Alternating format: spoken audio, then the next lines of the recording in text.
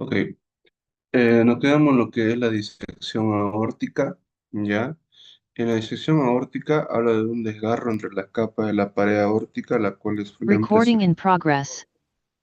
Entonces, son graves, de inicio súbito agudo, con dolor dirigido hacia la región interescapular. Es un dolor que se refiere al paciente como desgarrante o transfixiante. Es un dolor, como dice, de inicio agudo y es una emergencia. Tiene que hacerse la valoración del paciente para reconocer la presencia de factores de riesgo de disección aórtica. ¿Y cuáles son ellos? La hipertensión arterial, el síndrome de Marfan, el traumatismo torácico, el embarazo, la válvula aórtica bicúspide, la coartación aórtica o la aortitis sifilítica. ¿Ya? Entonces, este, existen diversos vasos que nacen de la aorta y pueden estar comprometidos por la disección, por lo tanto puede haber un infarto al miocardio por compromiso de la arteria coronaria, hay déficit neurológico por compromiso de la arteria cerebral o espinal, una isquemia renal y una isquemia mesentérica. Produce una afectación de la raíz aórtica, la cual se va a manifestar con insuficiencia aórtica, rotura dentro del pericardio y taponamiento cardíaco. Cuando hay una afectación de las arterias subclavias, hay una diferencia de presión sanguínea en las extremidades superiores. Entonces, nuestro diagnóstico para poder llegar a una disección aórtica, aparte de la clínica, ya vemos la resonancia magnética, la angiografía, que es un estudio contrastado de las arterias, y la ecocardiografía transesofágica. En los rayos X que podemos observar hay un ensanchamiento del mediastino superior con un desplazamiento traqueal hacia lo que es el lado derecho, hacia la derecha. Ahora, hablando de la insuficiencia cardíaca es común en el 1 al 2% de la población, usualmente a mayores de 85 años es el 10%. Se considera como un síndrome clínico en que los pacientes tienen los síntomas y signos de insuficiencia cardíaca más evidencia objetiva de anomalía cardíaca estructural o funcional en reposo. Entonces, en nuestra clasificación tenemos insuficiencia ventricular izquierda, derecha o ambas, sistólica, diastólica o ambas, aguda o crónica y de alto gasto o de bajo gasto cardíaco. Entonces, esa clasificación de la insuficiencia cardíaca es pregunta de examen por si acaso, ¿ya?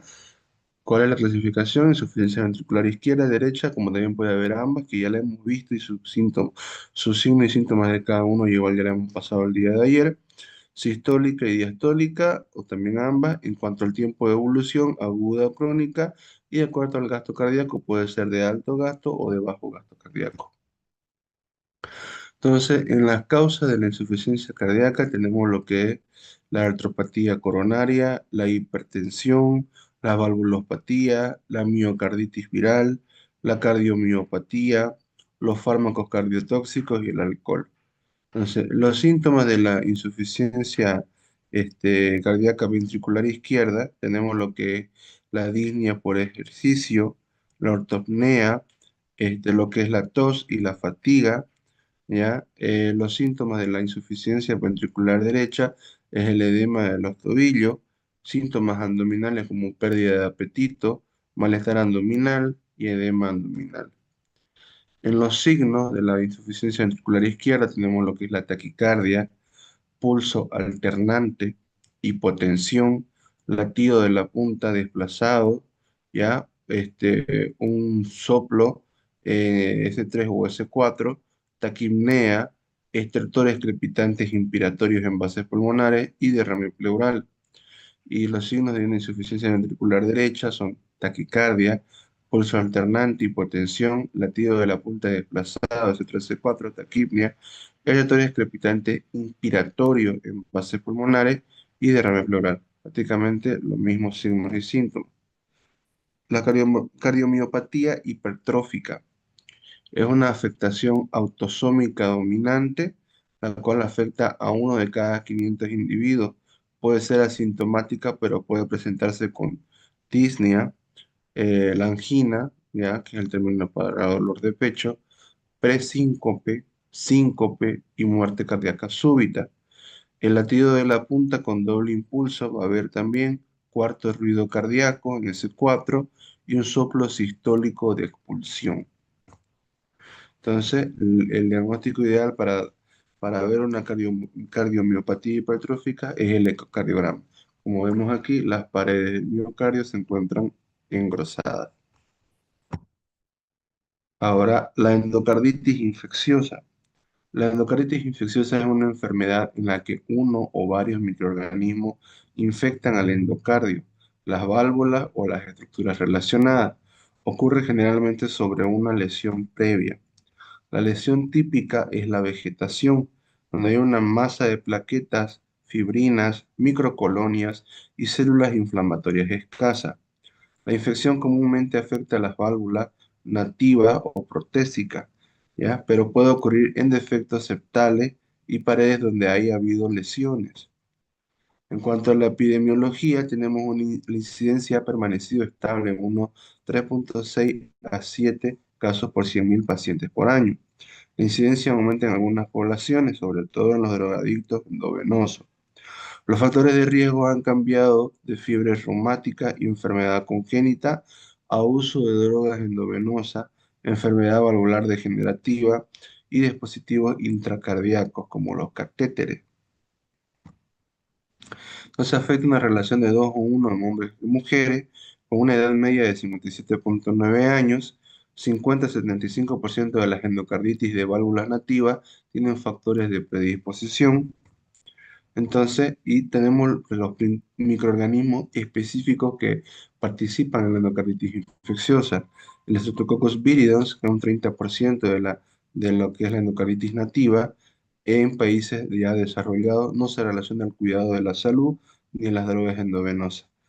La flora de la orofaringe se encuentra en la flora de la orofaringe y en general altamente susceptible al uso de la penicilina. El Streptococcus bovis se encuentra en la flora normal del tracto gastrointestinal, representa el 20 a 40% de la endocarditis nativa y altamente susceptible a la penicilina en contraste al enterococo. El Streptococcus pneumoniae, del 1 al 3% representa la endocarditis nativa. Cuando ocurre frecuentemente infecta la válvula aórtica, progresando rápido a destrucción valvular y formación de absceso. Tiene una mortalidad del 35% dada por la severidad de la falla cardíaca más que el perfil de la resistencia. Vemos los Enterococcus faecalis y Enterococcus faecium de la endocarditis enterocócica representa el 85%, ¿ya? Entonces el 5 al 15%, representa el 5 al 15% de lo que es la endocarditis nativa y la que es la asociada a drogas parenterales, 15 a 25% la nosocomial y pueden ser aguda o subaguda, resistentes a cefalosporina, penicilina sintética y resistente a penicilinasas. El Staphylococcus aureus causa la mayor parte de la endocarditis en todos los grupos de las poblaciones. 25 a 30% son meticilina resistentes en la comunidad y 57% en nosocomial. Es un cuadro muy tóxico, febril, frecuentemente focal, metastásica, con un 30-50% produce falla cardíaca y émbolos cerebrales. Encontramos soplos en estos de un 75 al 85%, con una mortalidad del 16 al 75%. El grupo HASEC, que es un grupo de bacterias, se denomina así porque se encuentra a Haemophilus parainfluenzae, al Aggregatibacter, el Actinobacillus, Actinomycetomycetans, el Cardiobacterium hominis, la Eichenella corrodens y la Klebsiella kingae. Entonces, todo este grupo representa al grupo HASEC, como también causa específica. Este se encuentra en la flora del tracto respiratorio superior y la orofaringe. Son de crecimiento lento, usualmente en 5 días ya han crecido, pero pueden requerir hasta un mes, afectan a válvulas anormales, producen enfermedad subaguda y estos generan vegetaciones grandes y émbolos sistémicos. Los hongos, tenemos las especies de cándida como el histoplasma y el aspergillus, ¿ya? Este produce riesgo en pacientes con cirugía previa, uso previo de antibióticos de amplio espectro, drogas endovenosas, catéteres intravasculares o inmunocompromiso como el VIH-Sida. Fiebre, pues se manifiesta principalmente por fiebre, soplos, embolización, alteraciones neurológicas, insuficiencia cardíaca. Y tenemos los cultivos positivos cuando es causado por cándida, ¿ya? Entonces, en cuanto a la clínica de la endocarditis infecciosa, al ser obviamente un cuadro infeccioso, el principal síntoma va a ser la fiebre en la mayor parte de los casos, ¿ya? Luego le sigue lo que es igual a disnea, va a haber dolor precordial y signos y síntomas de presencia también de soplos, ¿ya? En cuanto a la clínica, hay un intervalo entre bacteremia inicial e inicio de los síntomas. Es menos de 2 semanas en más del 80% de los pacientes. En la cándida ya puede ser de meses de evolución. Tenemos aguda, que es de menos de 2 semanas, la subaguda, que es de 5 semanas, y la crónica, que es de 3 meses. Entonces, en los signos que vamos a encontrar en la endocarditis infecciosa, tenemos los infartos digitales, ¿ya? Los nódulos de Osler por los depósitos de inmunocomplejos, las manchas de Roth también por depósitos de inmunocomplejos a nivel ocular, los cuales van a poder ser vistos por el estudio del fondo de ojo, hemorragias en astillas a nivel del lecho unguial y Henneway por microabscesos patognomónicos. Esto es patognomónico de la enfermedad, puede ser pregunta de examen, ¿ya? Entonces, el signo de Henneway por la presencia de microabscesos. Entonces, el riesgo de embolia aumenta con el tamaño de las vegetaciones, es decir, mayores a 10 milímetros. Puede haber un accidente cerebrovascular de tipo embólico, frecuentemente afectan a la cerebral media, que ocurre en el 15 al 35% de los pacientes. Hay síntomas neurológicos, los cuales son causados frecuentemente por infartos embólicos, más frecuente por estafilococcus aureus, que aumentan la mortalidad, hemorragia intracraneal por ruptura de aneurismas micóticos y falla cardíaca secundaria a ruptura de la válvula o cuerda tendinosa. Entonces puede haber también falla renal por glomerulonefritis mediada por inmunocomplejos sumado a tratamiento antibiótico, pero se den menos del 15% de los casos. Entonces nuestro enfoque diagnóstico para la endocarditis bacteriana, tenemos lo que en quiénes a estudiar, en qué población lo que vamos a estudiar. Cuando hay enfermedad febril y soplo valvular nuevo, cuando hay una enfermedad febril más una lesión endocárdica previa y no hay otro sitio obvio de infección, y enfermedad febril con predisposición en intervención reciente con bacteremia, falla cardíaca congestiva, nueva alteración del ritmo, fenómeno vascular o inmunológico, un accidente cerebrovascular de tipo isquémico trombótico nuevo y un absceso periférico, que es el signo de Henneway, que es el signo patognomónico. Entonces, tenemos que estudiar en caso que haya una historia prolongada de diaforesis, pérdida de peso, anorexia, astenia, adinamia y lesión cardíaca, cuando hay un evento embólico no explicado, cuando hay cultivos positivos persistentes y una infección asociada a catéter con cultivos positivos posteriores a 72 horas de remover el catéter. Entonces, para ello, para confirmar nuestro diagnóstico de endocarditis infecciosa, tenemos unos criterios, los cuales se llaman los criterios de Duque. Entonces, estos tenemos criterios mayores y criterios menores. En los criterios mayores tenemos dos o más hemocultivos positivos para microorganismos típicos con 12 horas de separación, ecocardiograma positivo, el cual nos va a mostrar vegetación, absceso o dehiscencia parcial de una prótesis valvular que ya haya tenido el paciente, una serología positiva para Coxiella burnetii. Entonces, sí, los criterios menores son fiebre, fenómenos vasculares, fenómenos inmunológicos por los depósitos de inmunocomplejos, serología positiva de infección. Entonces, nuestro diagnóstico definitivo lo da dos criterios mayores, o un criterio mayor y tres menores, o cinco criterios menores. Y el diagnóstico probable es un criterio mayor y un menor, y tres criterios menores. ¿En qué caso se da los criterios de Duque? No se dan, es decir, eh, no se llegan a cumplir cuando la serología y los cultivos son negativos. Tenemos cultivos de sangre, cultivos y serología de inmunocomplejo negativo, entonces es muy poco probable que sea una endocarditis infecciosa. Entonces, en otros exámenes complementarios tenemos de bastante ayuda el ecocardiograma. El ecocardiograma se debe recomendar en todos los pacientes en que se sospeche de endocarditis, tan pronto como sea posible. En pacientes que tengan ecocardiograma negativo, este se debe repetir en 7 a 10 días si la sospecha sigue alta. Entonces, y hay estos dos tipos, el transtorácico con una sensibilidad de 45 al 65% para la forma nativa y un 15-45% para la endocarditis de forma protésica. Y el transesofágico con una sensibilidad del 85 al 95% para la nativa y una 82-96% para la protésica. Y una falsa negativa se reduce en el 5% si la transesofágica se repite.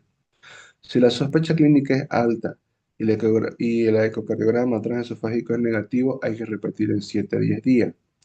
Se usa de seguimiento al sospechar complicaciones, como ser los abscesos y disfunción de la válvula. Cuando es de causa microbiana, tenemos un cultivo o identificando el germen en émbolo o vegetación. En pacientes con endocarditis, la bacteriemia tiende a ser continua, por lo cual no es necesario tomar los hemocultivos con fiebre ni de sangre arterial. Si tenemos pacientes sin antibiótico al momento del tratamiento y con endocarditis, tendrán 95 al 100% de cultivo positivo. ¿Ya? Eso tomar en cuenta. Se toman 13 separados por minutos de 6 horas de hemocultivo, cada uno de un sitio separado de una venopunción. Repetir solo si persiste fiebre después de 7 días de tratamiento. Y las otras analíticas, otros laboratorios que solicitamos son, en un hemograma vamos a ver una anemia normocítica, normocrómica en el 70% de los pacientes. Es subaguda, los leucocitos tienden a estar normales. En caso agudo hay leucocitosis y neutrofilia, ¿ya? La velocidad de eritrosedimentación globular, que es la BSG, se encuentra elevada en casi todos los pacientes. La PCR, que es la proteína C reactiva, ya se encuentra elevada. El factor reumatoideo se encuentra elevado en el 50% de los pacientes. ¿Por qué? Porque recuerden que es una de las complicación de la endocarditis infecciosa es la fiebre reumática. La proteinuria y hematuria macroscópica en el 50% de los pacientes, incluso con función renal normal. Entonces, el tratamiento, las pautas, el tratamiento para lo que es la endocarditis infecciosa va a ser primeramente tratamiento antibiótico y cirugía. ¿Ya? Entonces, el objetivo principal es erradicar a la bacteria o al germen o microorganismo causante, ya sea bacteria o hongo que lo produce. Entonces, para la forma de la endocarditis valvular nativa, que es la más frecuente, utilizamos la oxaciclina, la gentamicina y la penicilina. O también la penicilina más la gentamicina si es estreptococo sensible. Para la endocarditis valvular protésica, ¿por qué protésica? Protésica porque son pacientes que han sido intervenidos, que tienen prótesis valvular. Entonces estas prótesis tienden a lo que es la sobreinfección, ¿ya? Entonces usamos vancomicina, rifampicina y más gentamicina, más el cambio de la válvula protésica. Entonces, ¿cuándo tenemos indicaciones quirúrgicas en la endocarditis infecciosa? ¿Ya? Cuando hay una endocarditis aórtica o mitral con regurgitación severa u obstrucción con edema pulmonar y shock, el cual es una emergencia, en esos casos es una emergencia, fístula en cámara cardíaca o pericardio, la cual es emergencia, regurgitación aguda severa con falla cardíaca, la cual es urgente, y una regurgitación severa sin falla cardíaca, ya que sería una cirugía electiva o cirugía programada. Cuando hay una infección no controlada también, una infección no controlada incluye abscesos, pseudoaneurisma, vegetación que crece, el cual es urgente, fiebre y cultivos por más de 10 días con antibióticos, e infección fúngica o multiresistente. Para hacer una prevención de embolismo, cuando tenemos vegetaciones grandes de 10 milímetros, con más de un fenómeno embólico, vegetaciones grandes de 10 milímetros con curso complicado, infección o absceso, y vegetación de más de 15 milímetros. Eso es referente a lo que es la endocarditis infecciosa. Ahora vamos a entrar a una una serie de patologías que son ya más que todo anomalías congénitas. El conducto arterioso persistente es un defecto cardíaco congénito donde el vaso sanguíneo fetal que conecta la aorta con la arteria pulmonar no se cierra después del nacimiento. Esto provoca un flujo anormal de sangre hacia los pulmones, siendo muy común en bebés prematuros. Entonces, estos tienen un origen fetal, donde todos los fetos tienen este canal abierto para recibir oxígeno de la placenta sin usar los pulmones. Hay una falta de cierre. Tras nacer, el vaso debe cerrarse solo en las primeras horas o días de vida. Si sigue abierto, se llama el conducto arterioso persistente. La población en riesgo afecta mucho más a los bebés prematuros y puede asociarse más que todo a factores genéticos. En los signos y síntomas, en caso de defectos pequeños, a veces no muestran ninguna molestia ni síntoma, pero si el defecto es grande de la apertura de ese conducto, hay cansancio extremo o sudor al comer, respiración rápida o disnea y poco aumento de peso o crecimiento lento. Entonces van a tener un retraso en el crecimiento.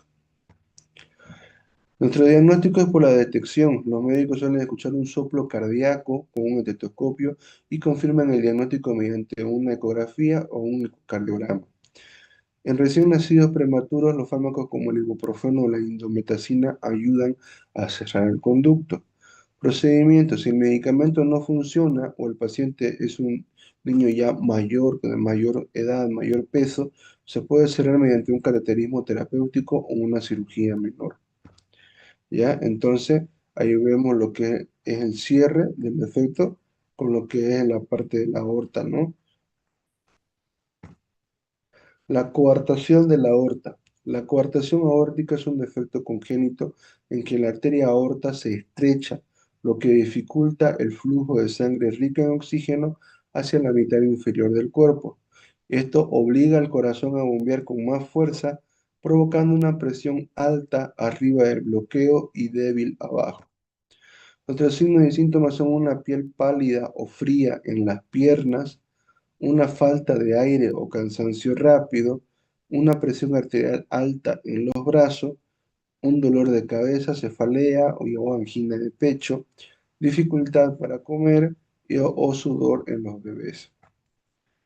Este ocurre antes de nacer por un fallo en el desarrollo de la aorta, se asocia a veces con el síndrome de Turner, se detecta con un ecocardiograma, rayos X o resonancia magnética y requiere una revisión médica constante durante toda la vida del paciente. Tratamiento: cirugía para quitar la parte estrecha de la aorta, uso de catéter con globo para abrir el vaso y control de la presión arterial con medicina. Entonces, como vemos en la imagen, aquí a este nivel donde muestra la flecha, el puntito, es la estrechez de la aorta. ¿Ya? La comunicación interauricular es un defecto cardíaco congénito donde existe un orificio en el tabique que separa las dos cámaras superiores del corazón, las aurículas. Esto permite que la sangre con oxígeno pase del lado izquierdo al derecho, lo que obliga al corazón y a los pulmones a trabajar de más. Entonces, ¿qué es y por qué ocurre? Hay una malformación presente al nacer debido a que el tejido del corazón no cierra bien durante el embarazo. Esto permite una mezcla anormal de sangre oxigenada y desoxigenada.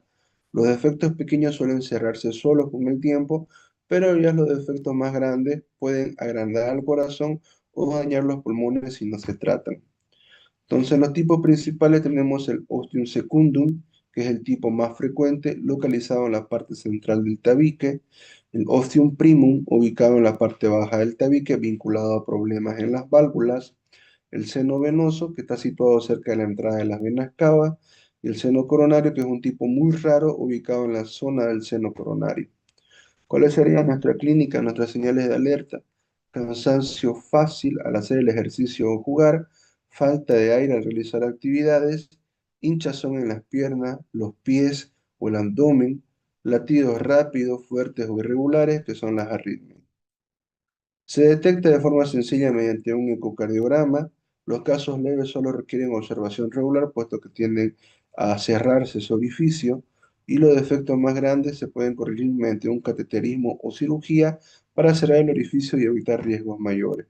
¿Ya? Entonces, esto es para la comunicación interauricular y el ecocardiograma es el diagnóstico definitivo. La pericarditis. La pericarditis hace alusión a lo que es la inflamación del pericardio, la membrana en forma de saco que rodea y protege al corazón, ¿no? Su síntoma principal es un dolor punzante en el pecho, que suele empeorar al respirar hondo o al acostarse y mejora al inclinarse hacia adelante. Y con frecuencia se debe a infecciones virales. Entonces, eso es cuanto a su síntoma principal. Y cuanto a su signo, a la ocultación, van a encontrar lo que es el roce pericárdico. ¿Ya? Síntomas principales: dolor agudo detrás del esternón o lado izquierdo del pecho, un dolor que empeora al toser o respirar, alivio al sentarse e inclinarse hacia adelante, una fiebre leve o cansancio general y una disnea al estar acostado o en reposo. Las causas comunes: infecciones por virus, principalmente, bacterias o parásitos, reacciones del sistema inmunitario tras un ataque al corazón o cirugía, enfermedades autoinmunes como el lupus, factores desconocidos que ya son llamados idiopáticos. Nuestro tratamiento habitual: medicamentos antiinflamatorios no esteroideos, que son el AINE, la colchicina para reducir la inflamación, reposo físico según indique el médico, y en casos graves puede requerir drenaje de líquido o cirugía. Ahí vemos lo que es el roce pericárdico, donde esta borde de la silueta cardíaca se encuentra inflamada, ¿ya? Y va a rozar con la estructura de lo que es la pleura. Entonces va a producir un roce pericárdico. El síndrome de Ensminger es una complicación grave de un defecto cardíaco congénito no corregido a tiempo, como un agujero entre las cavidades del corazón. El exceso de flujo sanguíneo daña los vasos de los pulmones, eleva la presión pulmonar e invierte el flujo sanguíneo mezclando sangre sin oxígeno con la oxigenada.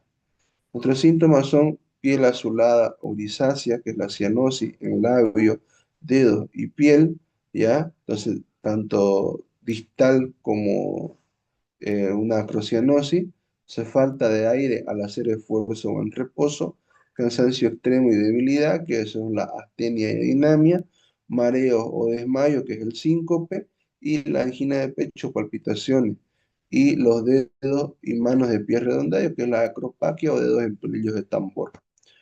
¿Ya? Nuestras causas: tenemos la comunicación interventricular, donde hay un agujero entre los ventrículos inferiores, la comunicación interauricular, un agujero entre las aurículas superiores, y el conducto arterioso persistente, que hemos visto, un vaso sanguíneo abierto entre la aorta y la arteria pulmonar.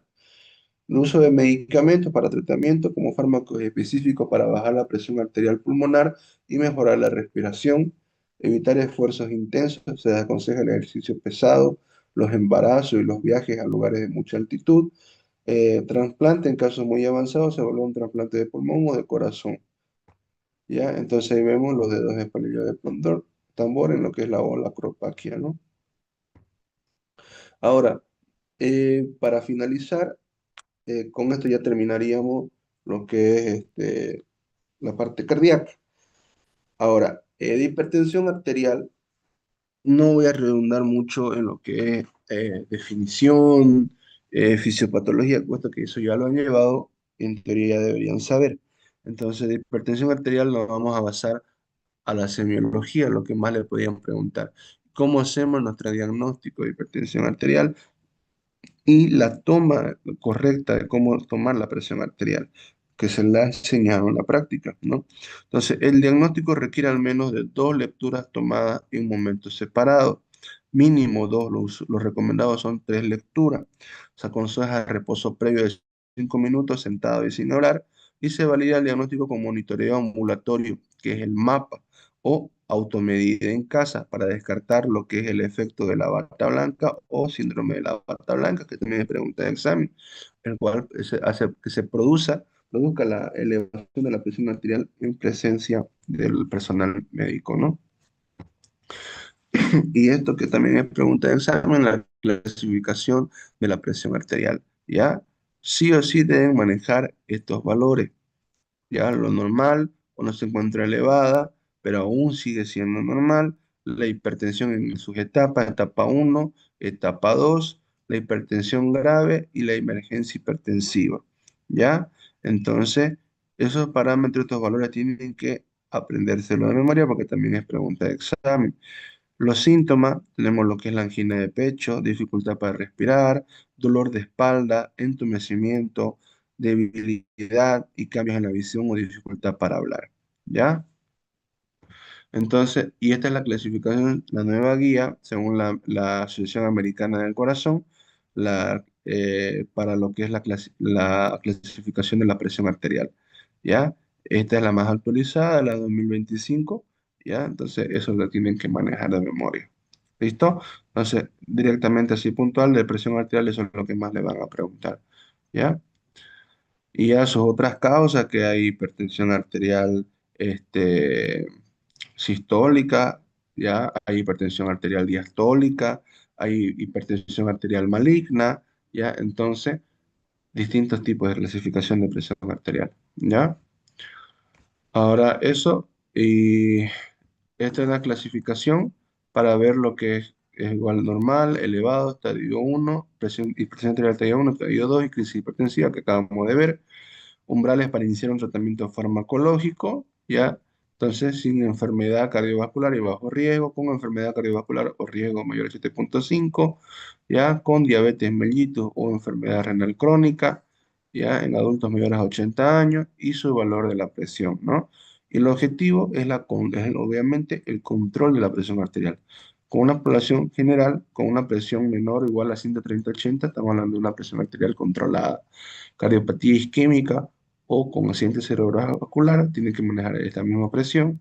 Pacientes frágiles o con expectativa limitada, ya es individualizado por cada paciente y con riesgo alto de lo que es el uso del Spring o el STEM, ya que el Spring es un ensayo de intervención sobre la presión arterial sistólica, ya, y es ideal que sea menor o igual a 120 milímetros de mercurio si lo tolera el paciente, ¿no?